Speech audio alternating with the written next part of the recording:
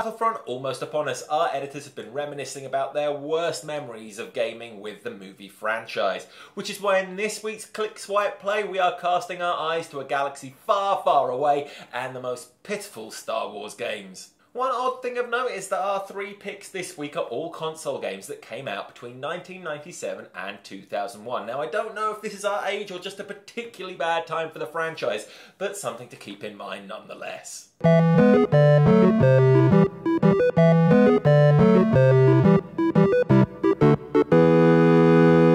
Our editor Maria regaled us with tales of the 2001 Xbox exclusive game Star Wars Obi-Wan.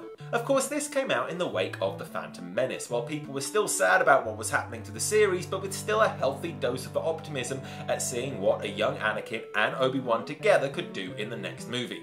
Your mission in the game is to complete various missions as you move through your training from Padawan learner to Jedi Knight, a journey that is completed as you face off against the final boss Darth Maul. Through your training you'll ally with both Mace Windu and Qui-Gon Jinn as they train you in the ways of the Force. It's a good starting point, but it feels like the developer ran out of steam after their first concept meeting. Back in the early 2000s the Xbox was a powerful machine, but the game looked awful with outdated graphics.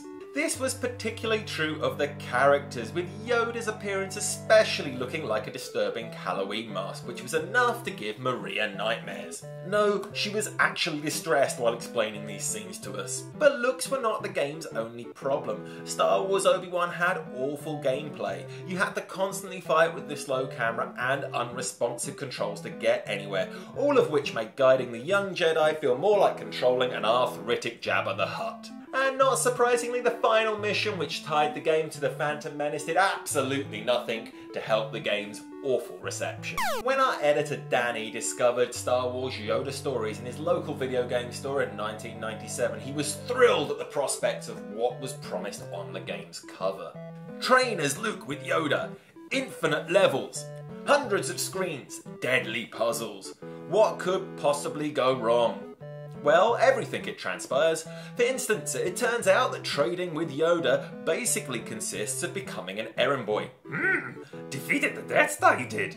Care not do I. Bring me a cup of tea you must. Not really what I anticipated for the hero of the rebellion. Next on the lightsaber chopping block are those infinite levels. Randomly generated stages like Diablo 2 might be what you're thinking, and perhaps LucasArts were too, but they didn't manage it. Instead, what Danny got were 4 simple templates, copy and pasted together in the most mundane ways imaginable. Finally, even after all these years, Danny still didn't understand the combat when he tried to explain it to us. The only thing he learned was that Jawas are on average about 10 times more dangerous to a Jedi than any Sith or droid. Indeed, not even Jar Jar Binks could mess you up as much as one of these rotating little guys. Basically, Star Wars Yoda Stories could just as easily have been named Star Wars Yoda's Lost His Keys on Every Planet in the System and still have been just as accurate to what happened in the game. And my pick for the worst Star Wars game? Well, it's the PlayStation exclusive Star Wars The Masters of Tatooine. This game was a total abuse of my 18-year-old gullibility, cashing in on my love of the franchise and fighting games as it stole 40 English pounds from my wallet. Set between A New Hope and The Empire Strikes Back, this little side story takes the cast of the movies and pits them against Arden Lin, a master of the forgotten martial art of Teräs Käsi, and she has been hired by the Emperor to hunt down and destroy the Rebel Alliance. This leads to some Soul Calibur style fights across a range of fanciful arenas. The problem is the heroes and villains of Star Wars are not well matched for a fist fight.